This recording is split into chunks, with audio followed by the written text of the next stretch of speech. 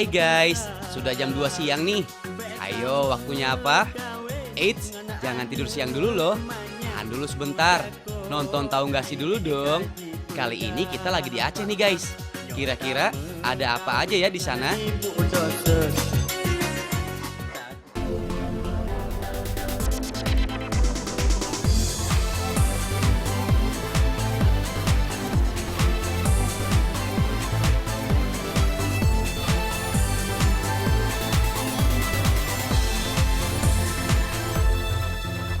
Tersenyum dianya padaku,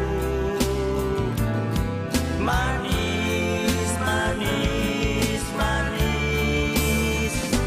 Ku belai rambutnya yang hitam.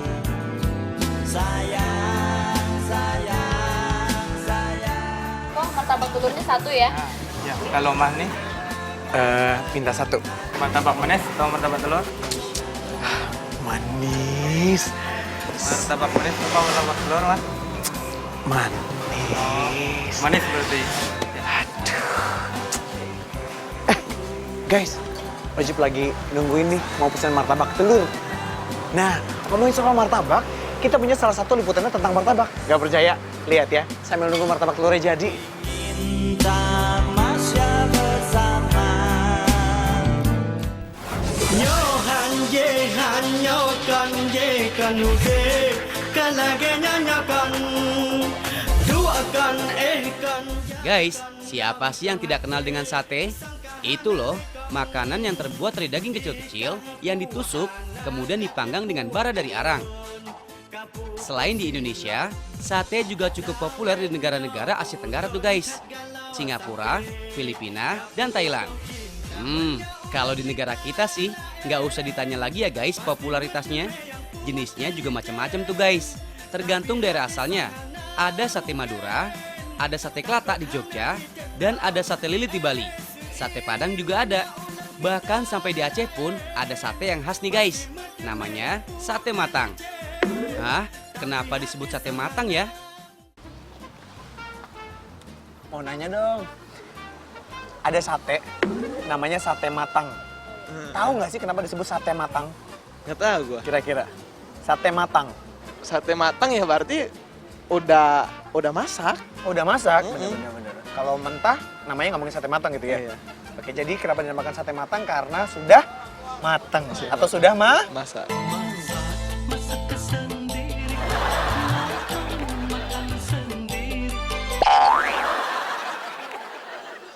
Mau nanya dong, boleh nggak?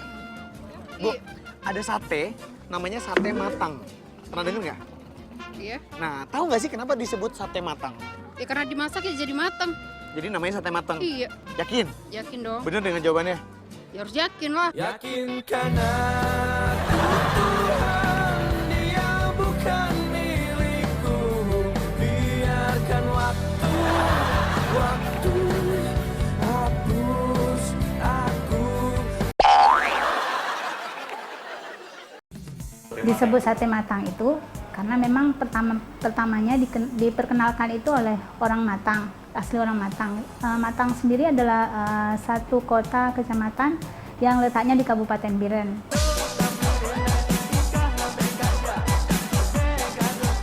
Guys, sejak tahun 90-an, sate ini mulai populer di beberapa kota besar di Aceh. Kalau sekarang sih, sudah makin menyebar tuh guys, bahkan sampai ke Medan. Daging yang digunakan sebagai bahan utama sate matang awalnya daging kambing loh guys. Tapi karena harga daging kambing lebih mahal, kini lebih banyak digunakan daging sapi tuh guys. Tapi jangan khawatir guys, bagi kalian yang menggemari daging yang beraroma khas itu, masih bisa request kok. Guys, kualitas dagingnya bagus loh. Coba lihat deh, dalam sehari lebih dari 20 kg daging ludes tuh guys. Eits, ada rahasianya guys. Kenapa rasa daging sate matang itu empuk dan harum? Dari aromanya sih ada ketumbar, bawang putih, bawang merah, dan kemiri. Shh, jangan bilang siapa-siapa ya guys kalau kita tahu bumbu rahasianya. Nah, yang jadi PR ya ini guys. Tusuk-tusukin potongan daging kecil ke potongan bambu ini nih. Harus ekstra teliti dan ekstra sabar ya. Bayangin aja guys, daging sebanyak ini harus dikerjakan kurang dari 10 orang dalam waktu kurang dari 1 jam. Eits, belum selesai sampai di sini. Masih ada yang harus disiapkan guys. Karena sate matang tidak bisa disiapkan sendirian tanpa sambal kacang dan kuah soto atau kuah kaldu khasnya. Untuk membuat sambal kacang istimewa ini, yang pertama disiapkan adalah cabai merah yang super banyak ini guys. Cabai yang digunakan biasanya cabai kering. Soalnya biar bisa tahan lama disimpan tuh. Tapi karena cabai kering kadar airnya sudah sangat sedikit, harus direbus lebih dulu sebelum diolah, biar tidak terlalu keras ya guys. Oh iya, kacang tanah juga boleh digoreng sekalian deh, biar makin gurih. Oke deh, berikutnya cabai merah dan kacang tanahnya digiling ya guys. Nggak mau kan makan cabai utuh segede ini? Hahaha. Tumis cabai dan kacang yang sudah dihaluskan dengan bumbu spesialnya. Tambahkan juga santan segar. Ini nih yang bikin sambal kacangnya jadi lebih gurih. Bukan cuma itu guys, santan juga memiliki manfaat saat dikonsumsi. Kandungan zat besinya baik tuh untuk menambah darah dan mempertahankan kadar hemoglobin darah. Jadi bisa mencegah anemia tuh. Sekarang tinggal kuah soto atau kuah kaldunya nih guys. Kalau kata orang-orang, dagingnya disate, nah tulangnya juga dimanfaatkan untuk jadi kuah kaldu tuh. Sebenarnya bukan cuma tulang ya guys, ada tambahan lemak dagingnya juga, biar kaldunya makin mantap. Tambahkan daun seledri, daun jeruk, daun bawang, kentang, kayu manis, dan lain-lain lagi guys. Pokoknya biar aromanya makin harum. Terakhir, tambahkan santan juga guys. Bukan segelas atau semangkuk, tapi butuh lebih dari 2 ember besar santan untuk bikin kuah kaldu ini. Hahaha.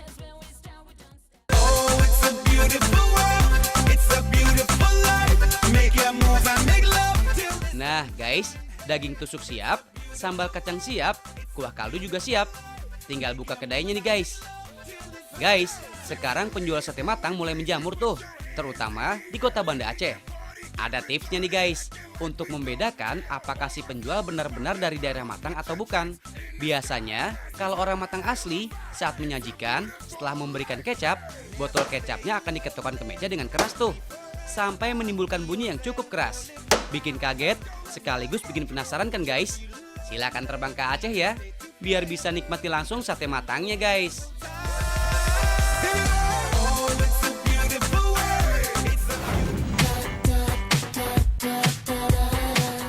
Guys, masih ada nih makanan yang hampir semua ada di berbagai daerah. Kalau tadi yang gurih dan pedas-pedas, sekarang kita bahas makanan yang empuk dan manis. Yes guys, martabak manis. Tapi kira-kira kalau di Aceh, martabak manis seperti ini disebut apa ya? Ada yang tahu? Kamu suka makan martabak? Enggak, Pernah makan martabak? pernah. Nah, tahu nggak sih martabak manis khas kota Aceh? Apa namanya? Enggak pernah denger. Nggak pernah dengar? Mau bikin namanya nggak? Enggak. Enggak.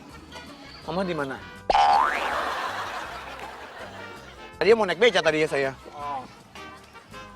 Tahu nggak sih martabak manis khas kota Aceh? Namanya apa? Taunya Kira-kira? sih Taunya apa? martabak asli Itali. Waduh, gaya banget mainannya luar negeri Itali. Mungkin untuk di beberapa daerah, khususnya di Aceh ya, beda penyebutannya. Tapi kalau saya sebagai orang Aceh besar ya, khususnya di Lembaru itu, kalau udah bilang martabak manis, yang terpikirkan kami itu apam pidi. Ternyata di Aceh juga disebutnya macam-macam tuh guys. Ada apam pidi dan apam kebeh yang lebih populer. Penyebutan apam untuk martabak manis ini sedikit dipengaruhi oleh kebiasaan orang Melayu menyebut kue seperti ini dengan kue apam. Mau disebut apapun, yang pasti kue ini empuk dan manis ya guys. Yang jelas, nikmat. Adonannya terdiri dari campuran tepung terigu, soda kue, telur, dan santan. Nah, karena ada soda kuenya, makanya saat sedikit saja dari adonan ini dipanggang, langsung mengembangkan guys. Tapi nih guys, ada sedikit perbedaan saat proses pembuatannya. Gula pasir dan topping-topping lainnya biasanya ditaburkan saat adonan sudah diangkat. Kadang ada juga sih guys yang ikut dimasak sekalian juga. Masing-masing ada kelebihannya guys. Kalau ditaburkan setelah adonan diangkat, rasanya akan lebih enak dan lebih tahan lama. Oh ya guys, toppingnya juga banyak pilihan loh. Mau coklat, kacang, ketan hitam, atau yang paling laris ini nih guys, durian. Kalau kalian demen sama si raja buah ini, ada juga loh kue pancong durian. Beuh, bakal puas deh di sini. Hahaha. Guys, ada lagi nih kue yang manis dan empuk. Dan ini khas Aceh banget. Namanya kue boy. Cara bikinnya sederhana banget guys. Tapi butuh telur yang banyak. Hahaha. Untuk 1 kg terigu, biasanya pasangannya adalah 30 butir telur. Kocok telurnya sampai 1 jam lebih. Kok lama amat sih guys? Ternyata emang dibutuhkan waktu yang lama guys, sampai telurnya mengembang. Biasanya volumenya bisa mengembang sampai 5 kali lipat loh. Nah, kalau sudah mengembang begini, jadi lebih gampang saat mencampur bahan lain seperti terigu dan gula guys. Penggunaan telur yang banyak juga bertujuan agar adonan lebih mengembang dan gurih pastinya. Tuh lihat, bentuk cetakannya lucu ya guys, mirip ikan. Kue boy di Aceh memang paling identik dengan bentuk ikan seperti ini guys. Ada juga sih yang dicetak dalam bentuk lain. Tapi tetap, bentuk ikan inilah yang paling kondiang. Hahaha.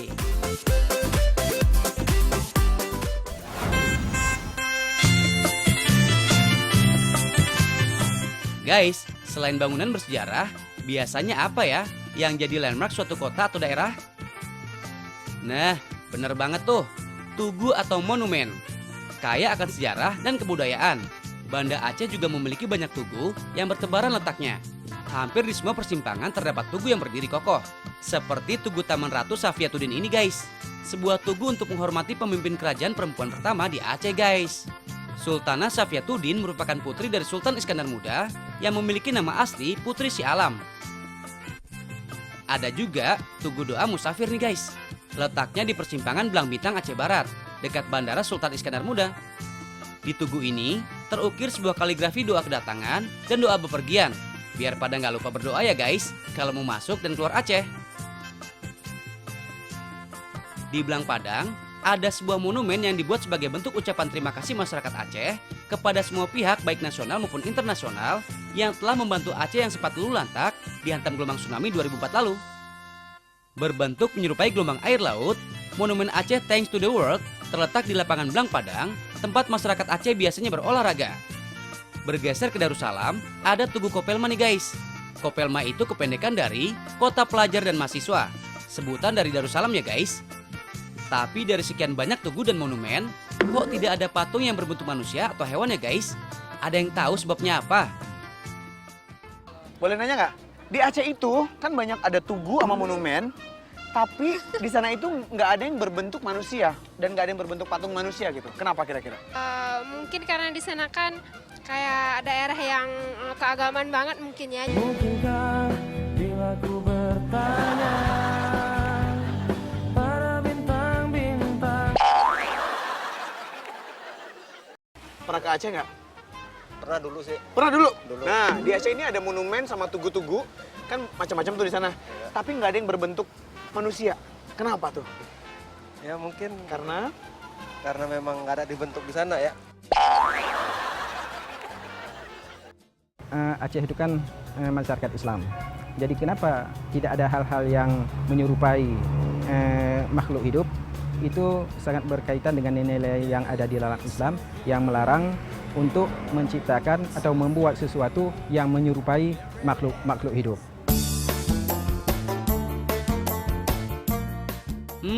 Masih belum percaya kalau tidak ada tugu yang berbentuk manusia di sini? Nih, kita kasih satu bukti lagi. Alih-alih berbentuk manusia atau hewan, tugu ini justru berbentuk pena loh guys. Di persimpangan Banda Aceh, tepat sebelum masuk ke Darussalam, ada sebuah tugu berbentuk pena menghadap ke atas ya guys. Dulu sering disebut sebagai simpang mesra tuh. Posisi tugu pena yang tepat berada di gerbang masuk Darussalam sebagai kota pelajar sangat tepat ya guys. Apalagi di bawahnya ada tulisan belajar sambil berjuang dan berjuang sambil belajar. Setuju kan guys? Kalau belajar juga bagian dari berjuang. Makanya belajar yang rajin ya guys. Guys, setelah ini masih ada yang khas Aceh banget loh. Ada tari saman dan senjata tradisional Aceh rencong. Jangan kemana-mana ya.